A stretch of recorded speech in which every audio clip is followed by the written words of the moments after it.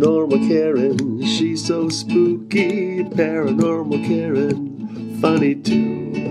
Paranormal Karen, she's so spooky. Oh, and did I mention she's funny too? Yeah, cha-cha-cha. Hello, everybody. Welcome to the podcast. There's so much going on. I think we just passed Christmas. Merry Christmas. Also, if you're in the San Rafael area for New Year's, email me. I'm at a show. I got tickets or whatever, or information, whatever you need. And today I have 3 separate ghost stories, and back comes Dave King, gives us great information, really clear about your astrology, about what your rising sign and your ascending sign is. Rising sign and ascending. I think I said that right. Or is that the same thing? You know how I am. Dave is coming up. And next week, or coming up next year, I have so many great guests. I have Natalie Gray coming in. You probably have heard me talk about her fascinating near-death experience. You can't miss that. And thanks, everybody, for making this year great. I'm so enthusiastic about this podcast. I can't even tell you. So more great things to come. Keep your emails, cards, letters coming. Ghost stories, conspiracy, whatever. But today, I'm going to get you started. This is a conversation. It's in the back of Wise Guys. And it is about, I didn't know my comedy friend was a minister, a pastor, and he once saw a exorcism and lived in some very haunted houses. So take a listen to Jerry Mabbot. All right, everyone. So I'm here with Jerry Mabbot. I got it. I even stopped and started again so we would get this right. And I did it wrong twice. So we're here. We're backstage in Ogden. So you might hear some noise or some background jokes or some laughter, hopefully. And so I have known you, Jerry, for years. Yes. We just started swapping ghost stories now. That's right. And I did not know 2 things. I did not know you were a minister. Right. And you sort of slipped one in on me. You said, and I've seen exorcisms. And I was like, oh, then I think you're going to see my microphone. Yeah. I did. They were kind of freaky. Now, was this when you were a minister? Yes. I was in my early 20s. And it was really very close to the movie without, the head turning around and the green and everything. Right. But a little guy named Hector, who was strong enough to throw 7 grown men off of him. Whoa. And yeah, it was crazy. You know what else was creepy is as you said that, a jacket behind you just slipped down the chair. It was like, you said a little guy, and I was like, there's a little jacket slipping down the stairs. So, and were you a minister then, or this was before? This was just before I was a minister. And this did not deter you? No, in fact, I was encouraged. Wow. Because there were obviously people that needed help. Wow. But it was obviously scary. It was scary. It was really scary. And so you were with a minister or a priest or and when people do this, when I hear the Catholic Church, it takes a lot of, you got to line up, you got to fill out forms, they got to check your credit, that kind of thing. But they just kind of, was it like that or no? Well, no, this guy actually attacked the associate pastor and started strangling him. In church or somewhere else? In church. Wow. And so it took us about 3 hours. We were all exhausted by the end. And when it was all over, he was just a sweet, humble guy. It was amazing. Now, so obviously, I want to say, what are the physical traits? Like, did you know, was it a different voice? Was it like that? And was he a kid or was he an adult? No, he was an adult. Okay. And there was a different voice. In fact, there was a very scary voice that he would sit up straight. Demons have good posture. And say, and say, this body belongs to Satan. Wow. Yeah. Well, right out of the book? Right out of the book. And he leaped at the minister? Yes. Wow. Now, Did you all know where that came from, or where he was, or why that happened? Yes. His wife had come to church that same morning and said that there were weird things happening around the house, like books floating and things floating, and it would suddenly be dark and cold. And so she said that her husband had started dabbling in the occult. Oh, so Yeah. So we said, well, why not invite him to church tonight? And so it did. But every time someone mentioned God's name, he would grab his hair like he wanted to pull it out. Right. And then finally he just... That happens with my ex-boyfriends when they say my name.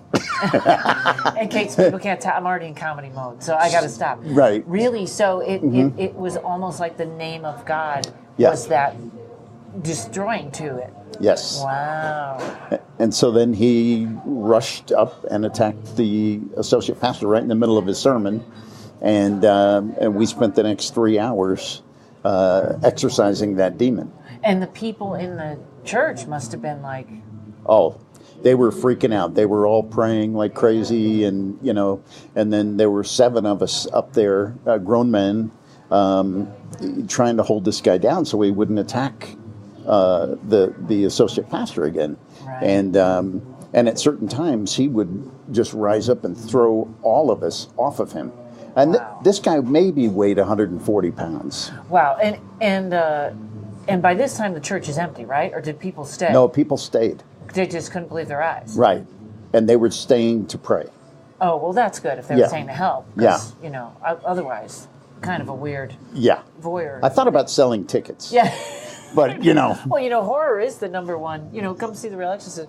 So now when I don't know if you know the whole story with this, but when he started, did he start dabbling with the adult occult before? Or he moved into the house and he was influenced by something? Yeah, he moved into the house and he was influenced by someone.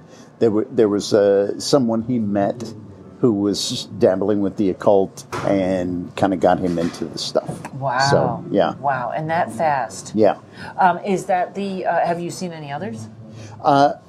No, but I have been in homes where, like basements, where people said something odd is down there and they were afraid to go down there. And so I've gone in there and cast spirits out. Really? And is there and this is a weird question, but sometimes I hear these people on radio shows and they go, I heard a guy going, I teach 16-year-olds how to do exorcisms and I teach blah, blah, and you can all do it.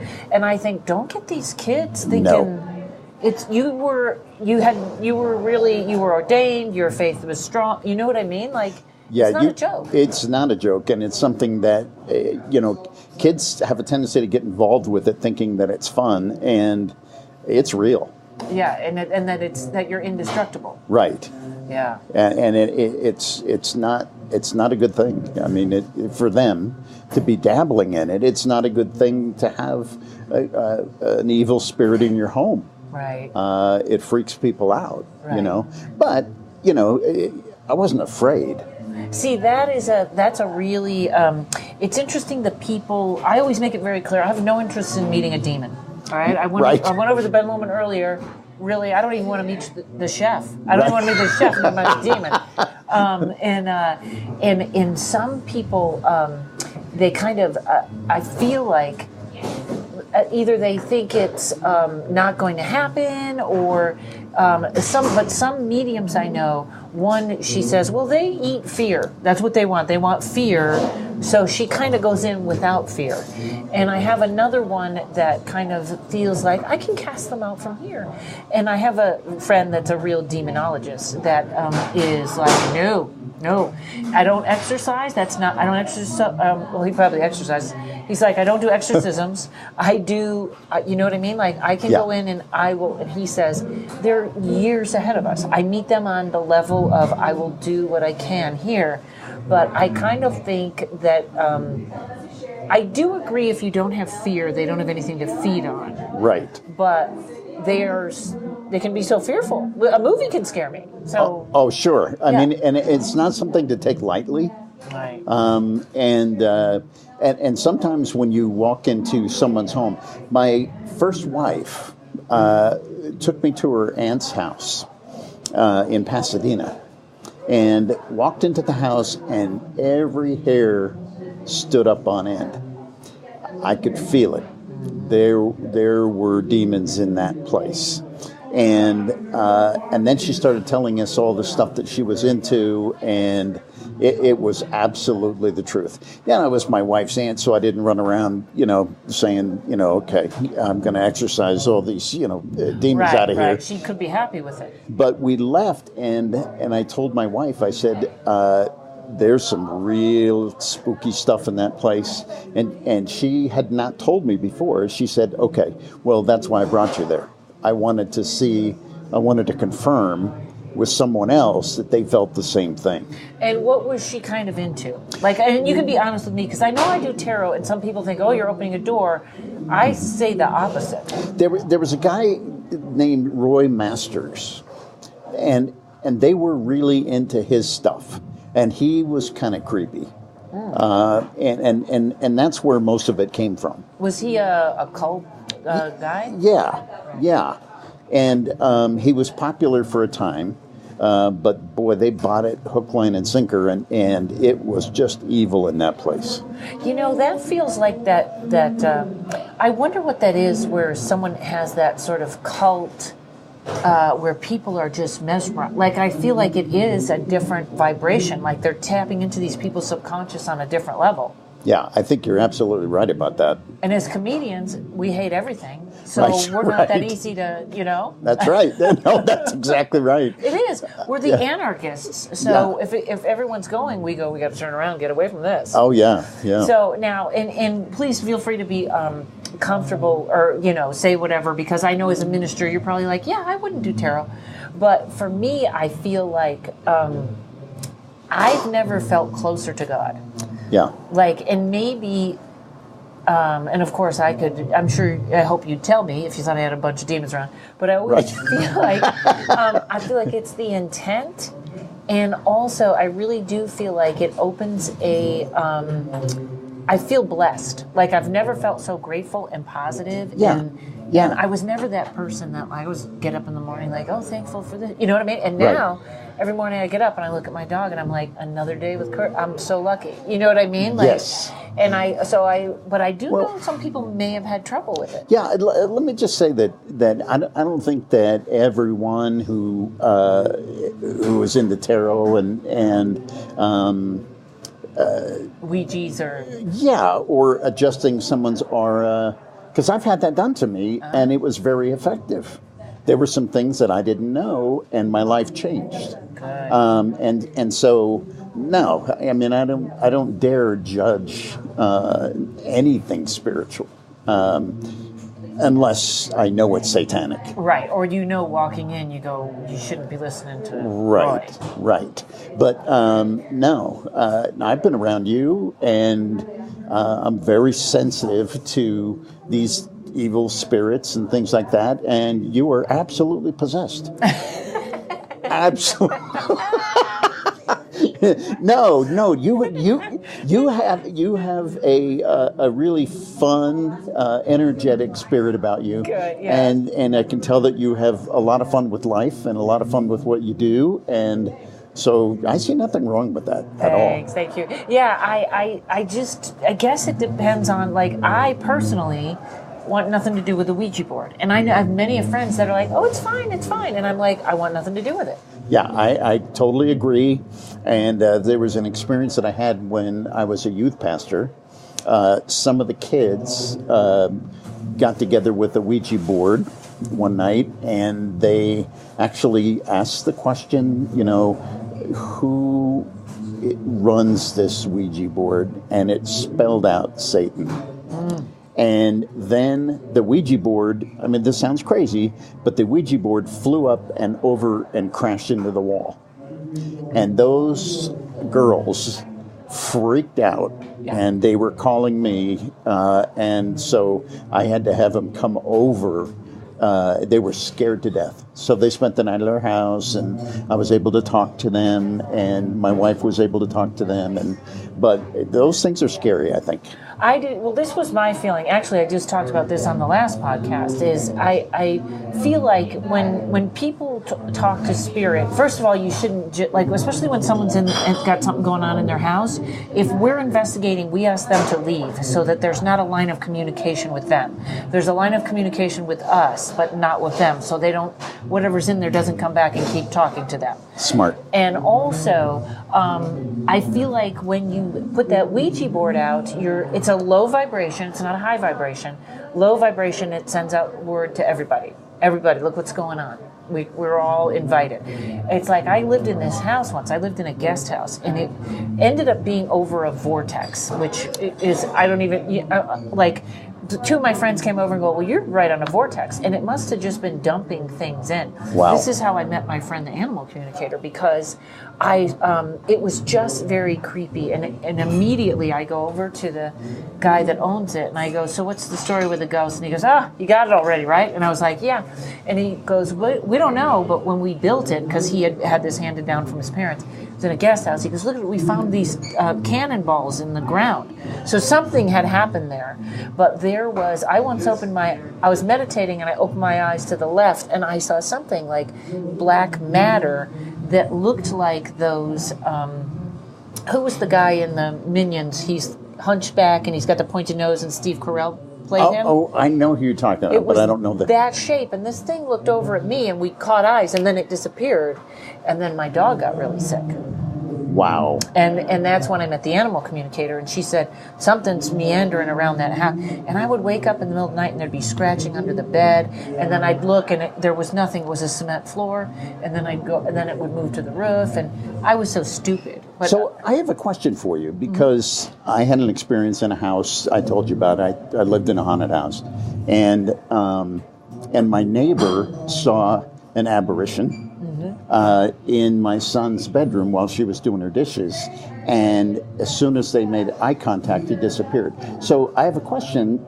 Do you know why that happens? Because you just mentioned that you made eye contact and it disappeared. Any idea why that happens? There's a couple of, I guess, theories on that. The one that I saw that disappeared, I think it realized I could see it. Like it was just meandering through, and it was like, nah. You know, and I think if I hadn't noticed, you know what I mean? Like, it's in the right dimension or the wrong dimension. Hold on, I'm going to shut this door so that we're not too loud. Okay. This is what happens, folks, when you're behind in a comedy club. There we go. And there, you see, it didn't help at all. Perfect. That's interesting, because you told the story the house is very haunted that you lived in. Yes. And in fact, tell that whole story, because I think that's a good story for the folks. So I moved into the house and lived there for a number of months, and there was no problem. Then my second wife moved in, and she was evil. So she was, yeah. I didn't know it at the time, but weird things started happening. I was leaving for Santa Barbara the next day, and out on the porch light went out. So I figured, okay, I'll change it before I go. I got up on a chair. I went to change it. I didn't touch it. It came back on. And I thought, okay, well, older house, older wiring, whatever. And then while I was gone, several times while I was gone, my wife freaked out, because she would set everything just so in the bathroom, and it was always messed up, but always messed up the same way. It was like somebody really wanted it this way, or was messing with her. And she would blame it on the kids, and then you told her to lock the door and see what happened. And the same thing happened. And the same thing happened.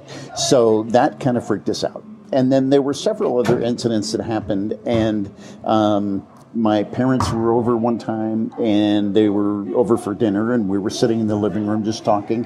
Heard this horrible crash in the kitchen. So I went to kind of investigate, and I looked, and I didn't see anything. But when we went to set the table that night, there was the entire stack of dinner plates was broken. But they were still stacked, like yes. They broke as they were sitting there. That's yes. crazy. And there was a shelf above it, so nothing could have fallen on them or anything like that. And then there was a big thick popcorn jar that we had, and that literally exploded in my wife's hand and cut her hand up. Nothing ever happened bad to me, but some bad things happened to her. So whatever was in the house had targeted her. Yes. Because I feel that's what usually when something like that is in the house, it will target one person, and it usually it's a kid. But if your wife was off or crazy, people that don't take good care of their energy, their aura, that's the one it will go after, and then it will separate. For example, when you were saying she was blaming the kids and it almost started into a fight. That is exactly what it wants. It wants fighting in the house. It wants that energy. Interesting. Yeah, and so you said your neighbor was called over because there was a man in a top hat sitting in your son's room. Yes, and she called me and told me that, and then she said as soon as I made eye contact with him, he disappeared. I think that... I'm not positive. I'm going to take a guess on this one. And folks, I'm going to try and find out more information from some of my other friends. But that would, to me, be an acknowledgement that that thing knows it's not supposed to be there. And there's another thing about that. It takes a lot of energy for something like that to materialize. Or to move an object. So, like, for whatever reason it was sitting there, that's what I find interesting. Was it waiting for your son? Was it, this is my room, I'm just reminiscing? But if it makes eye contact, it's almost too, like, maybe it became real to this entity at the same time. Like this entity thought it was still in his house, and then he looks over and there's a neighbor that shouldn't be there. So interesting. But I don't think that could be part of what was going on in your house, but it sounds much darker than a human. Yeah. And then there was one night when I had a cousin over, and she was not a good person. She was not a nice person, put it that way. Right. But anyway, we were sitting there one night. So she's like me. Spitting image. We were talking about all this stuff that was going on because she wanted to hear about it. And the power went out, but it went out through the entire neighborhood, right? So I got this, it was shaped like a kerosene lamp, but had a candle that extended pretty high. So I lit the candle, and everything was fine. Well, the power came back on, and the candle was maybe half burnt. Okay, so I put the candle out and put it back on the shelf in the hallway where it went. And, all right, everything went. So the next morning, I get up and I look, and the candle is gone. Gone. Completely burnt? No trace of wax. Nothing. Wow. It was just gone. And I had no idea what that meant, but I will say that kind of freaked me out. Yeah. Well, I have a good story about something like that, and then I think I got to go on in 5. So we were out at my parents' house, and my cousins came over for dinner, and my mom brings out these candles, and she lights them. The flames getting bigger and bigger. We go, well, these don't smell right? And then we turn on the light. She's taken those Christmas candle light bulbs. Like, it was not a candle. It was the ones you put in the window that are made of plastic. And she lit them. She lit them. At this point, we're like, I think it's time to go to assisted living. And she went. Right. They weren't candles at all. That's hilarious. Boy, these don't smell right, Ma. Burning. Our lungs are on fire. Oh, that is so funny. Oh, my God. Well, thanks. You got to come. Next time I'm here, next year, you got to give me more stories. I will, because I do have more. And is there any... Well, I mean, if you put up jokes on... Where can people find you? I know everything's not demons that you do, but you just happen to sit down. But if anybody wants to follow you on Facebook... My favorite thing is just go to jerrymabbot.com, JERRY.MA... No dot. Just JERRYMABBOTT.com. And I have over 4,000 funny blogs on there. Oh, great. And they're free. so Yes. people can just get a laugh. And And they're they're short. not necessarily. I forced paranormal on you, so that's not maybe your forte. No, not at all. But maybe somebody has a question or a minister question or something. But thank you very much, Jerry. Oh, my pleasure, Karen. Thank you.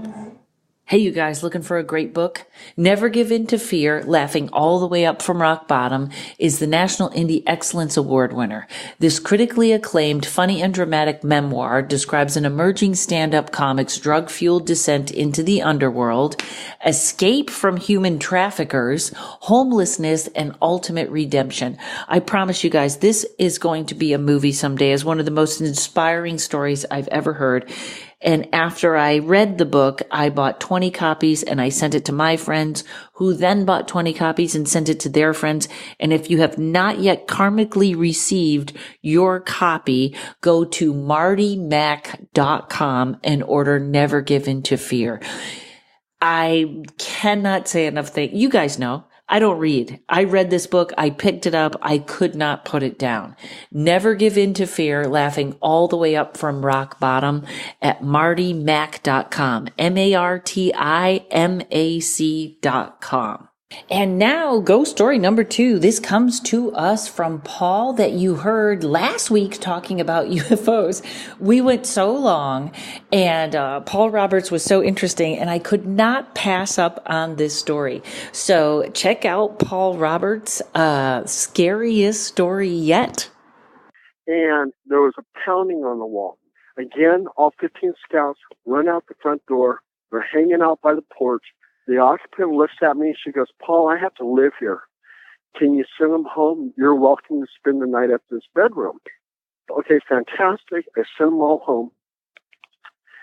I spent the night in the bedroom. I fell asleep, but there was a video camera was recording, and it sounds like a woman's voice saying, "Paul, Paul, Paul," while I was sleeping. And there's a little tapping on the headboard. There's a man mumbling, and there's a child moaning at the foot of the bed, and I slept through the whole thing. But that made me a believer in paranormal, and I always look for that excitement of experiencing something like that again.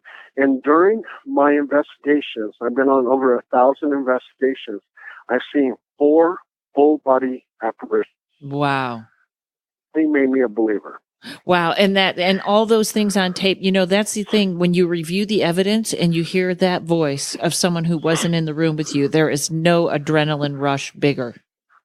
Oh, yeah. And, Karen, I got to tell you, well, one time I was at the cemetery. It was Folsom Cemetery. It's supposed to be very, very haunted. So here I am parked in the car by myself, no witnesses. I don't have witnesses say, "Yeah, Paul's telling the truth." You're just going to have to believe me. But anyway, I'm sitting in the car, windows rolled up, and I take my recorder, and I go, "Is there anybody in my car?" And just having fun. I play it back, and he goes, "I'm right behind you." Oh. I go, "Holy yeah," I'm like, I can't say that word. But anyway, I'm going, "Oh my God."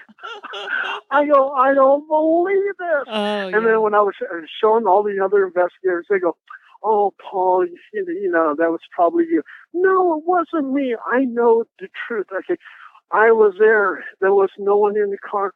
That's not my voice, Right. And yeah, it was just like blew me away. Yeah. And you become, when you sometimes people become a magnet for activity. Like when you do this enough, you can be you sort of get on their vibration or something that they connect with you. So it sounds like that's one. So I'm right here. Oh my goodness. So tell us your best demon story. Demon story? Yeah. Okay, the demon story. Oh my gosh. Okay, so anyway, I'm over here driving around Stockton, California. And there's a little town near Stockton. I'm not going to mention it because the crazy people that lived in this town, I don't want them coming back after me. But anyway, I was a new paranormal investigator. And one thing I've always learned now, that I'm seasoned, is always bring another investigator with you. Right. So here I am driving around Stockton, and I get a call from this lady. She goes, "Paul," she goes, I got a demon in my house. I need help, blah, blah, blah. And I live in so-and-so town. I go, wow, okay, well, I'm in Stockton. I'm very close to you. I can just go over there and check things out. She goes, can you? I go, yeah, sure. So I get over there, and this woman in her 60s and her goddaughter in her 30s live together, and they take care of parrots. They look really nice. They're really nice people, very pleasant people. And so they invite me inside the house, and I'm talking to them. They go, yeah, there's this black mass that appears around about 2 o'clock, 3 o'clock in the morning. And I said, okay. And they go, it's, would you hang out here tonight and just see what we're actually seeing? I said, yeah, I got nothing else to do. I might as well. So as I'm interviewing the older woman, she tells me, she goes, yeah, Paul, she goes, this thing has actually attacked both of us and it's left bite marks on us. Mm. And both the lady and the goddaughter, they show me bite marks on their chest area, on their shoulders, and on their legs. And I started thinking, I said, maybe they gave those bite marks to themselves, to each other. It is a fun house. Yeah. I said, that is really odd. And so especially being new, you your first thought is, nah, that didn't happen. I remember, you have to remain neutral when you investigate. But when you're new, you're kind of like, yeah, nobody's biting you. What is that? Yeah. It's like, I'm just trying to think, well, maybe, just maybe they're lovers or something. And they did that to each other, So that's my thought process. So anyway, as I was interviewing her, she goes, yeah, Paul, and also to the demon, it attacks us in the middle of the night, and it leaves terrible thoughts in my mind. I have these terrible dreams and images in my mind. I go, of what? She goes, I dream of killing men. Mind you, Karen, I was the only man in that house with 2 women. Okay. I go, how do you see yourself killing men? She goes, I see myself picking up a baseball bat and just bashing their brains out. I go, what the heck? I said, okay. So I'm thinking in my head, I better really wrap up this interview and get the heck out of here. Yes. So anyway, 15 minutes later, I look in the living room, and the goddaughter has this maniacal look on her face, and she's laughing hysterically. And she's holding a baseball bat, and she's going around in circles, around and around with a baseball bat. I said, oh, my God. Okay, I need to get out of here. So the goddaughter's now focused on me, and I'm grabbing my laptop, and I'm running out the door. I'm so scared that I left the cell phone there. Oh, and during the interview, from this pleasant-looking face of this older woman, it became distorted. It actually looked like something evil. I really, to this day, think she was possessed. Yeah. So I'm running out the door. I leave my cell phone there because I'm so scared. I take the laptop, and the goddaughter with the baseball bat actually walks slowly behind me, and I'm out. I mean, I'm gone. And I think with a demon case like this, that those women were really possessed. And they scared. And I'll tell you, I'm not scared of the ghosts, but I am very much scared of a 30-year-old woman with a baseball bat. Yes. And I agree, especially if she's spinning and laughing. That seems inappropriate. Yes. Wow. So that was my worst demon case. And then they wanted publicity, so they asked me if I was going to put the story in the book. I didn't even put the story in the book because it was so horrendous to me, what she was describing to me and blah, blah, blah. So they were harassing me. I actually got the police involved so that they stopped harassing me. You know, that's very interesting. Actually, you reminded me. I have to. It's a funny thing because if they weren't possessed, there was something awful that they're obviously they were compromised somehow in a weird way. So maybe technically they probably were biting each other. But it's funny because I had a friend. I'll have to call and get her on where they got a call and then somebody said there's something in the cellar. The two of them went down the cellar. They got locked in. The people just were like, "You're not getting out." And it was like, what? You go to people's houses thinking, yeah, you gotta, it's a horrible story. In fact, I'll call them on that. We need another horrible story. Well, thanks again, Paul. Well, thank you so much, Karen, for having me on again. And definitely contact me if you ever need anything else. Great. Sacramento Paranormal Help, ladies and gentlemen.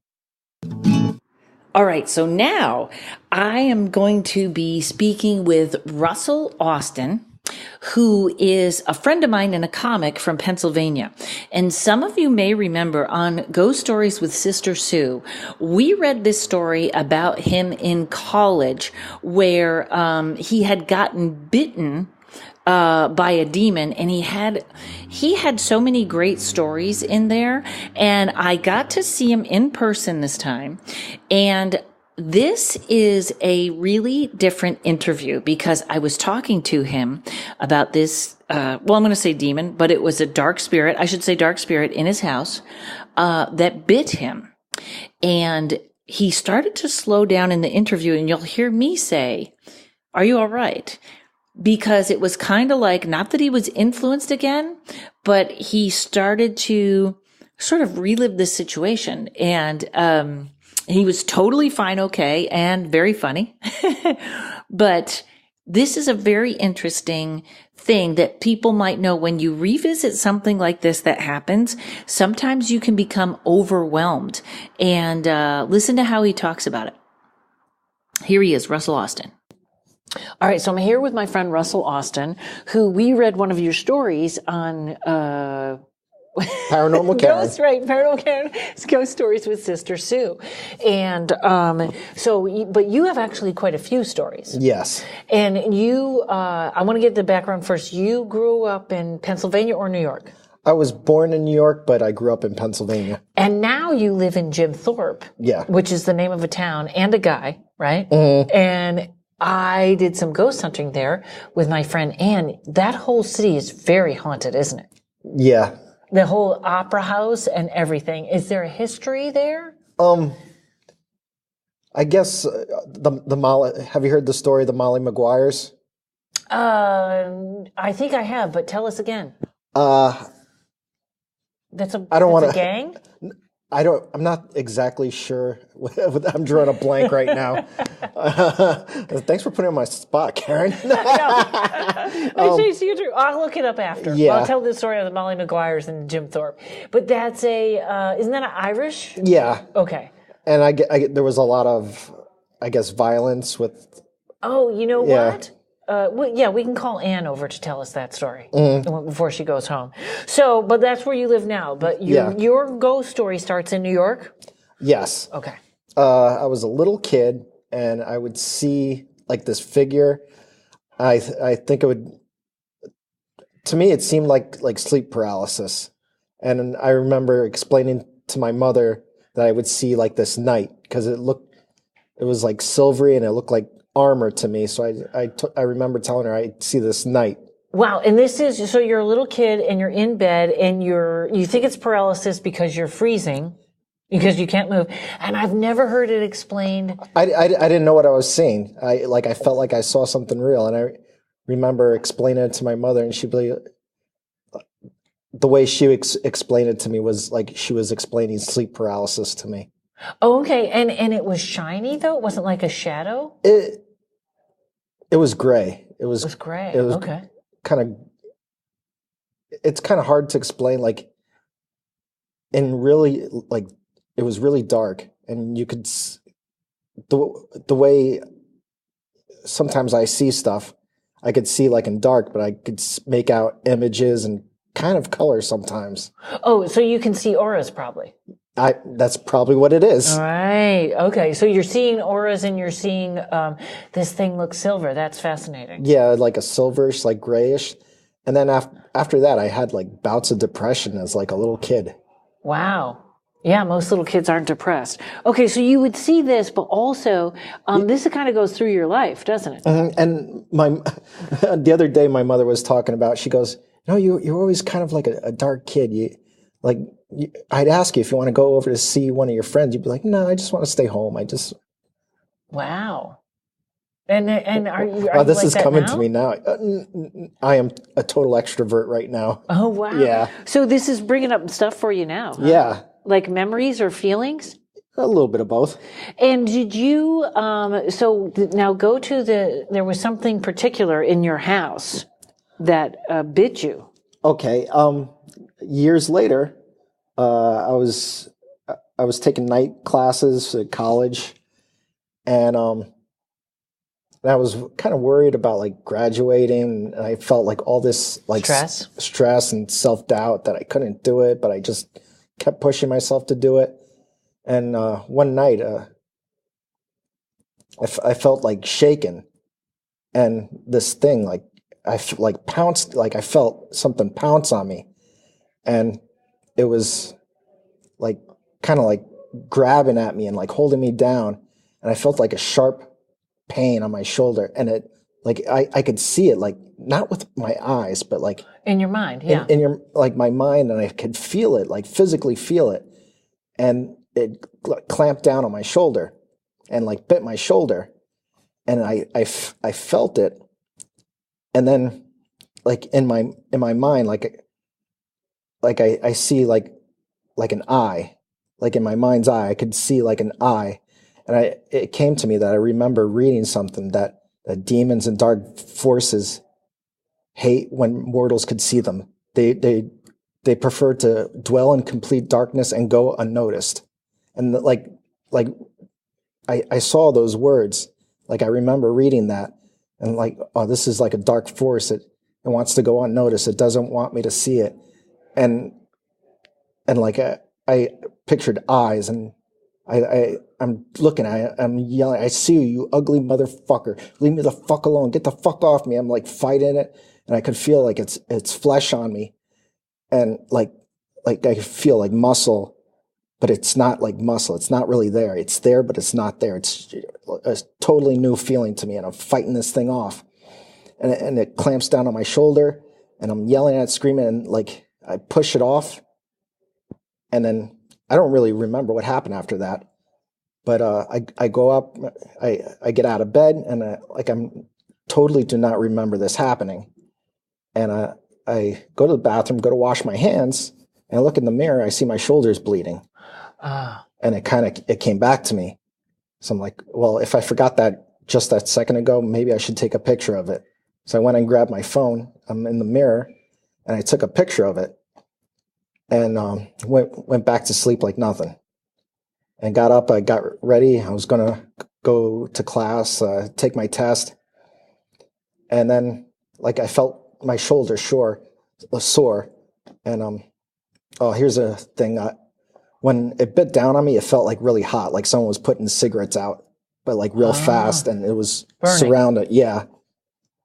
And wow, there's just so much coming through. Let me take a sip. I know, you okay? Take a second. That's very interesting about not being seen, because I actually once saw something cross through. I was living in a very haunted place, and I saw something out of the corner of my eye, and it saw me, and it immediately disappeared. And then my dog got very sick. But I didn't know, I never heard that in words that I guess because it's easier to scare someone if they can't see you. Wow. And now I'm not afraid of anything. It's like I kind of. Yeah, because you seem shaken by this. Yeah. Like it's coming back as you talk about it. Yeah, and I'm a comic too, so I like to be on stage, and I like that adrenaline rush. I like being afraid. I like getting into new situations. And sometimes I'm like, oh, this is going to be bad, but it's going to make a great story. Yeah, you like the adrenaline. I say we're all adrenaline addicts. That's why we do this and stuff like that. So, and was that the last time you had something happen? No. Then the next day, after, like right before I went to go take my test, I was downstairs talking to my father, and he jumped and he looked upstairs. He's like, "Oh, I thought I saw something up there." Okay, so you were living in your house when this happened? Yeah. Wow. And had you had trouble in this house before? No. I mean, it makes sense that when you're under stress, your aura is compromised. So this is probably when this would happen. But so was that the first time in this particular house? Was this one in New York or Pennsylvania? Pennsylvania. See, Pennsylvania is so dark. And was it in Jim Thorpe or was it in this area here? Jim Allentown? Thorpe. Okay. Yeah. Wow. And that was it came back kind of 2 more times, but it was like not as intense. There was one time I was playing my guitar, and I just thought it would be funny to make up a song about like battling dark forces, and then I felt like a scratch, and then I start laughing at it. I'm like, ah, ha, ha. Just like I know you're here, you're not going to scare me. Well, that is a really good lesson. Like, I never encourage anyone to take on demons, but, I remember Tommy once telling me, if you're not afraid, or, they love fear. They love fear. And also, the devil card in tarot is also the card of laughter. So I know when we're, so I think I'm repeating myself. I'm sorry, podcast fans. Friends, I should say. So that's interesting. So, and are you still living in that house now? Right now, yeah. Wow. And no more troubles, no more worries. I'm not worried. Sometimes some slight thing will happen, but wow, so like dormant. Actually, there was a few years ago, like I was scrolling through Google, like looking up demon of self-doubt. And because this thing came to you before the test. It was trying to freak you out before the test. Yeah, and this was like after the test. And after the event, so I'm looking up demon of self-doubt, and every like story was like similar to what I experienced. Oh, now this unfolds. Okay. And then I get a small bite on the other shoulder when you're looking this up. And I look at it and I'm like, I go, I know it. you're with me. I know, and I'm not afraid. That's interesting. Michelle Belanger wrote the Encyclopedia of Demons. I wonder if that's where you looked that up. Maybe. I've never even thought to look up something like that. And there was like a small like kind of like witchy shop in Jim Thorpe that I read that where like demons and dark forces prefer to dwell in complete darkness and go unnoticed. God, I wonder if it's always interesting to me. There's so much information that you can just read or pick up or find. And I think it's like, it was like in a physical book. You pick up a book and you read it, and the book like just came up to like, this book looks cool. I should read this. And I'm kind of glad I did, because that little snippet helped me. That's very interesting. I had a conversation with Jessa Reed, and I myself have just taken to old bookstores, because I feel like the internet, it's very hard to get information. You don't know if you're going to a website that's going to be made up or have a virus. But when you get a book, there's something else to it. And she would always talk about, she said she'd go somewhere and she'd just hear, somebody has a book for you here, or something like that. So that's very interesting that that's the one you picked. It's something like physical about a book. It's like words on paper. But on the computer, you're just looking at binary that makes zeros and ones look like a word. And I don't mean this in a bad way, but everybody's on the internet. Yeah. Like, I know everyone can publish a book, but that's something. Now, do you want to keep your picture private, or okay? No, you could share it. I'll see if I can find a way to leave the link in. Yeah, I could send it to you again. I got it Okay. on your, and I'm thinking, because that's what really piqued my interest, because that's a real bite, but it's also a weird bite. It was like a puncture bite. Did you see the picture I drew of the monster? Yes. Okay. The way the teeth was exactly like punctured all around my shoulder. And like I looked in the mirror, it's like that wraps all the way around. It looks like a bite. And I wish I took a picture of like my back. And what I saw was freaky enough. But it is interesting, because I've been talking to you all night, and it sort of overcame you a little bit for a minute there, didn't it? Wow. Like, like the adrenaline like kicked in, like the fight or flight mode. I guess I'm more of a fighter than a flighter. Yeah. Well, you know what? That's all you can do. Mm-hmm. You know what I mean? Because sometimes these things follow. But now I'm a little more curious, but I don't want to stir up too much for you. I don't want you to go home and. No, I'll sleep like a baby. I'm totally not afraid of what happened. Good. Man, that's very interesting. Wow. Well, thanks. You came all the way in. Just to tell the story. That's awesome. And folks, I'm going to put, when we do this episode, I will put the, is Instagram? I can link you through Instagram, right? Yeah. I'll put up a link and I'll put it on Instagram and, everybody can check it out because it's really pretty fascinating. So, wow, thanks for coming in, man. Sure. Tell everybody where they can find you for your comedy, much lighter. Okay. You could Google Russ Austin comedy or Russel Austin comedy. And you have a podcast. I have a kind of a neglected podcast. You could find me on Twitter at Russ Austin Comic. My Instagram is Russell_Austin. And you probably could just Google Russel Austin Comedy and find me on Facebook.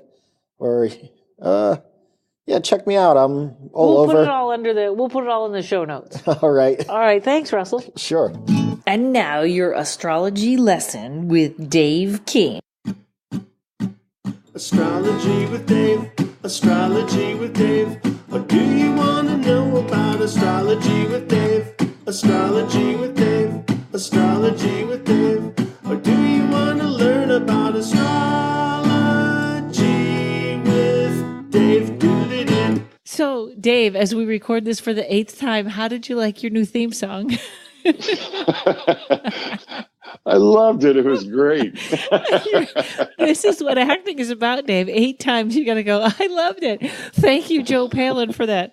All right, folks, we're going to start at the beginning. Dave is going to teach you about what is your sun sign, what is your rising sign, what is your ascending sign, and it's all you can look at your chart. That's what I was like. Dave, we got to get this. So they're working on themselves. But if you need to understand, I'm going to give you my information and you can look at the same chart that Dave and I are looking at, which would be mine. And then you do yours and you get it. So if you want to you're going to go to Astrolab, put in Astrolab, and it's astrolab.com, but you'll see in the, address, it comes up ALABE.com. So I don't know why, but astrolab.com, you're going to go, birth chart comes right up. I am August 17th, 1965, Pittsfield, Massachusetts, and I was born at 1:32 a.m. So again, that's, August 17th, 1965, Pittsfield, Massachusetts, born at 1:32 a.m. Did I forget anything in there, Dave? No, that's okay. Perfect. And if you do that, you will be looking at the same chart Dave and I are looking at. And so, Dave, I did not know this, that the chart is, in one day, all the signs go around. Is that what you were telling me? The zodiac signs will revolve around your natal chart in a 24-hour period. Every sign will go to the ascendant for 2 hours. Okay, so got it. Okay, so for 2 hours, I'm in Gemini, then I'm in Scorpio, then I'm in the bathroom because I ate at Taco Bell, and it just keeps going around. This is what happens on the 8th time. So I see. Okay, and the sun sign, people know, you call them, on the bottom below the chart, there is 2 things you call them glyphs? Yes. Okay, so I see the planets, and then there's 2 columns of planets, and there's 2 columns of signs. And so the sun is a big red circle with a dot in the middle, and that is where the sun was when I was born? Yes, and that would be your birth sign. So in yours, you've got the sun in Leo. So you're a Leo. Great, yes. Then to find the rising sign, if you picture the zodiac and it goes around the earth, and where the point on the eastern horizon at the time of birth would be your rising sign or your ascendant. And in your case, it looks like 28 degrees Gemini. Yes. And for people that are looking at this, it's very slight, but you will actually see where the line goes east to west. And then there's one that goes sort of north to south. I did not know about these. So literally, when you think, oh, the sun is coming up in the east, that is the rising sign, which is Gemini for me. And then you look at, go straight across, and that is the sun setting in the west, which would be my descendant sign, which is that Sagittarius? It is. So you got your ascendant of Gemini and your descendant of Sagittarius. Yep. So you are a Leo Gemini. Okay. So it's Leo with Gemini rising. Okay. And what is a rising sign? How does that relate to people? Well, the rising sign is that's how other people view you. So that's your image, your persona, your vibe, your mask. And if you think about it this way, the rising sign is like, it's like clothes you wear. So those clothes, they're not exactly you, but they aren't irrelevant either. So they tell a really powerful message to others, and you may even associate with them. So the connection, because I do get along good with Geminis, but the thing would be, people might meet me and think, oh, she's kind of airy because it's an air sign, and she's got a dual personality and blah, blah, blah. And they go, she seems like a Gemini. But then when people really know me, they go, holy crap, that's a Leo. That's right. Don't mess with that. Don't mess with that. Well, Geminis they're considered the rising sign. They're considered talkative, excitable, maybe an insomniac. They're youthful, restless. So there's a number of things that can describe them. And here's another weird thing. So I am Leo with Gemini rising, and Trump is Gemini with Leo rising. So I know. So he's my nemesis, really. It's the anti-Karen. Anti-Karen is our president. That's right. Okay, so now what does the descending symbol, which is Sagittarius, mean? Well, the descendant determines what kind of approach you take towards like marriage or partnerships, the nature of the relationship that you have, the kind of person you're likely to fall for, what's your type, and the descendant provides that answer. Well, that's very interesting because, number one, my dad is a Sagittarius, and he's not like this, but I was just reading Sagittariuses don't like commitment, and that is so me. Well, that's just it. A Sagittarius, if you've got a Sagittarius rising, then you postpone commitment. But in your case, with the Gemini rising, then your best partner is like somebody that's independent and has strong beliefs, Okay, and that's Sagittarius qualities, somebody that's independent with strong beliefs? That's someone that you look for with a Gemini rising. Oh, that's true. Okay. So the Gemini rising makes me look for a Sagittarius. No. See, everyone, we're trying to bring this down. I know Dave is super smart, so I try to help, and I'm not helping. And you're doing a great job. So each of the descending signs tell a specific thing or things about the person that you would prefer to be with. And in the case of someone that has a Sagittarius descending sign, that's what I was saying. Okay. So, so it may not be. They're not Sagittarius per se, or they're not Sagittarius rising sign. It has nothing to do with that. It's just saying that the people that have that descending sign look for these traits in the person that they want to be with. Okay.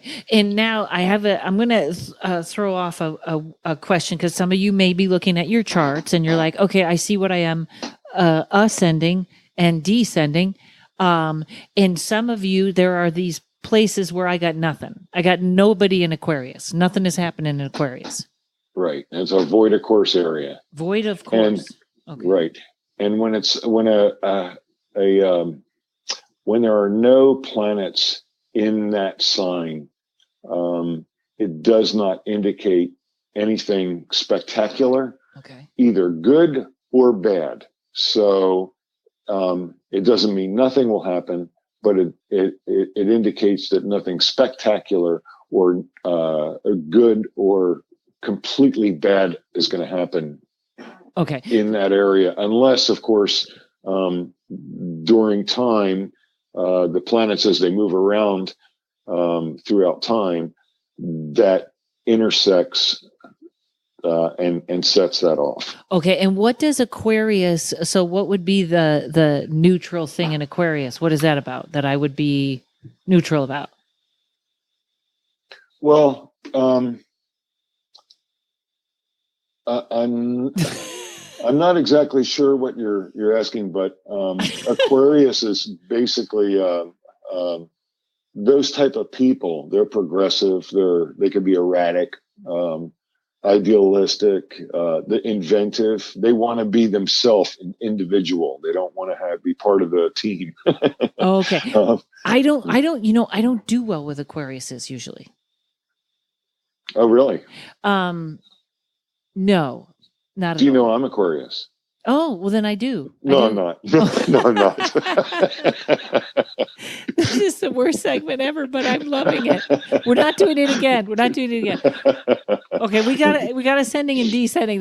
But I have a couple of questions. I have another question. So void, of course, if my money planet, what's a money planet? The money house is the second house and the eighth house. So the second house is your money and what you can get, what you get. And the eighth house is other people's money and how you get their money. Okay. So a con man would have a full eighth house, right? Yeah, they could. Okay. See, now we're getting interesting. Now we're digging in. Now also, and let's do this. I want to talk about this one last thing because we got ascending and descending. And I think I can't handle it anymore. And then we'll talk about the moon next time. Okay. So my, then you were telling me about the houses. So there's 12 houses and they all mean a different thing. And I was amazed that I had a lot of stuff in Scorpio and I have a Lilith in Scorpio, right? You have Neptune in Scorpio. Okay. So you've got Neptune, and that's 17 degrees in Scorpio, and it's in your fifth house. The house that has the most planets in your chart is actually Virgo, and Virgo is the fourth house, and you have you've got Uranus at 13 degrees. You have Pluto at 15 degrees, and you have Venus at 27 degrees. Okay. So those three are in your fourth house. And the fourth house is the house that, the area of life that deals with podcasts, imagination,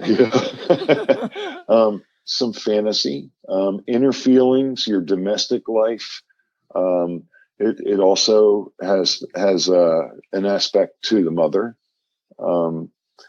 So the fourth house is pretty dominant as far as the number of planets in your chart. Okay.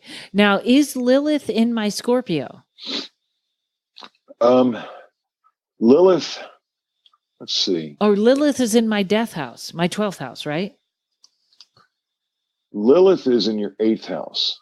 Oh, that's right. We just talked about this. Okay, eighth house. Lilith is that's pretty cool because Lilith is definitely mysticism and things. And your eighth house deals with sex, death, the occult, other things that are hard to grasp, different topics that might be really tough to understand.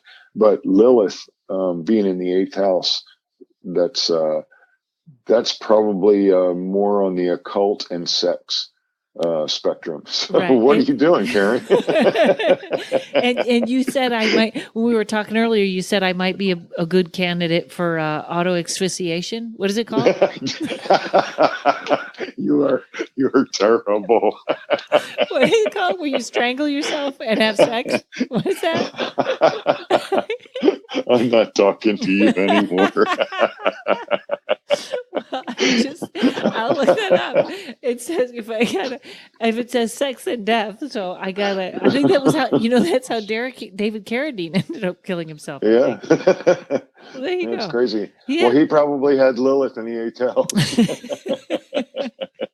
It's so unfunny. It's funny. Like when you read about that next time, go find out. I'm sorry if anybody from the Carradine family is listening to this. I'm not trying to I don't think they are. No. But they could call me and let me know if his 8th house was in Lilith, or Lilith was in his 8th house. Okay. Wow. Well, that could be enough. Ascending, descending. Okay. Right. And then if you'd like to know, each one of the signs of the zodiac will be, you'll have each person listening, you'll have one sign of the zodiac that is on your ascendant or your rising sign. And if you look at Karen's chart right now, she has Gemini, and like I said, it's about 28 degrees. Okay. And at 0 degrees Gemini, if that horizontal line going to the left is anywhere from 0 to 30, that means that it's in Gemini. And I can explain what each of those different rising signs mean if you'd like. Well, let's do this. Let's let them get their rising sign, and then we'll go through each rising sign next time. How's that? And that sounds good. They can listen for theirs. And here's the other thing too. Why is there a little? So in my rising there, I see Aquarius at 25 and 28ish, and then there's a little Q above it. What is that Q? Okay, that is the north node of the moon. Oh, so if you look, my north node of the moon is in Gemini also.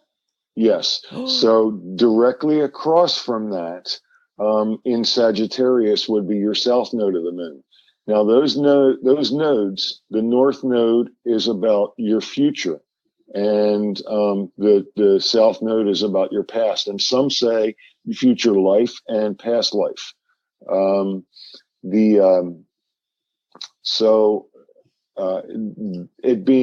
It's got to be someplace in your chart. It didn't show up. Is it in Scorpio? No, it's in Sagittarius at 10 degrees, 33 minutes. So it's exactly across from it. Oh, I see. It's not written on the chart though, right? There's not, like, this one has a little. Correct. This chart does not have the south node.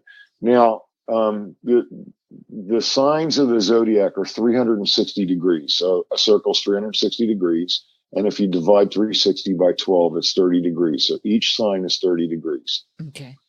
And then a couple of important things of a chart is, if two planets are on top of each other at the same degree or within 1 degree, if they're completely across from each other, opposite, right? That's important.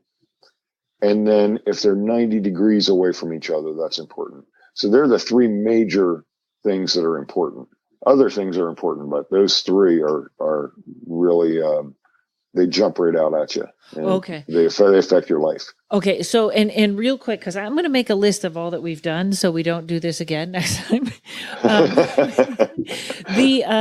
So being that my north node is in Gemini, that means the future is what?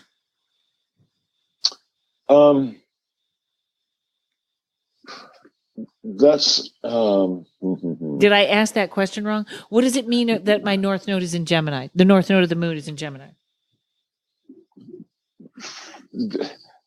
I use the nodes for future casting, and the North Node in Gemini, I would prefer to talk about the South Node instead of the North. Oh, okay. And the South Node really talks about things that impact you that are critical or negative. And when planets are aligned with them, then it could be traumatic. It could be very forceful. Okay. The North Node, on the other hand, it forecasts things that are in the very near future. So, let's say, for instance, your North Node was aspected in this case by Jupiter, which brings about a luck. There's a couple of different types of astrology. One, I don't want to get off the base too much, but in Vedic astrology, the Gemini would be in one house, and those two would be aspecting each other as a conjunction, which means that they impact each other. So the Venus would be, the Jupiter is impacting the North Node and bringing it,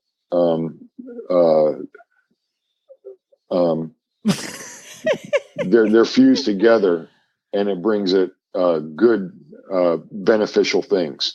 So let's say it was aspecting something that was talking about money. It could be that you're going to receive money soon. Okay. So it just depends on where things are at. But so it being in Gemini really is not too relevant in this case. In the transiting planets, when planets, because this is just a snapshot in time. This is a snapshot of when you were born. And today, if you were to look at the planets today, and superimpose that on your chart, then they would be all over the place in different areas. Right. I think that we had this perfect, and then I asked that question, and we went 4 minutes too long. Let's do this. Okay, so we'll do North Node and South Node next time. So, folks, this is what you do for Astrology with Dave. You want to get your ascending and your descending and your void of course, and then we'll do the next time. Does that sound good, Dave? It sounds good. Okay, I think that's good. All right, and one last thing, Karen. Okay. A little glyph that's on there is a little RX, like a prescription sign. Uh-huh. That means that those planets are retrograde. Okay. So you have 2 planets retrograde during the time when you were born. That's funny because I just took 2 different prescriptions. No, I didn't. I will though. All right. Thanks, Dave. All right, Dave. We know what we're going to do next time. Everybody, thanks. Round of applause for Dave. If you're driving, keep your hands on the wheel and just cheer. All right. Thanks, Dave. Thanks, Karen. Talk to you soon. Okay.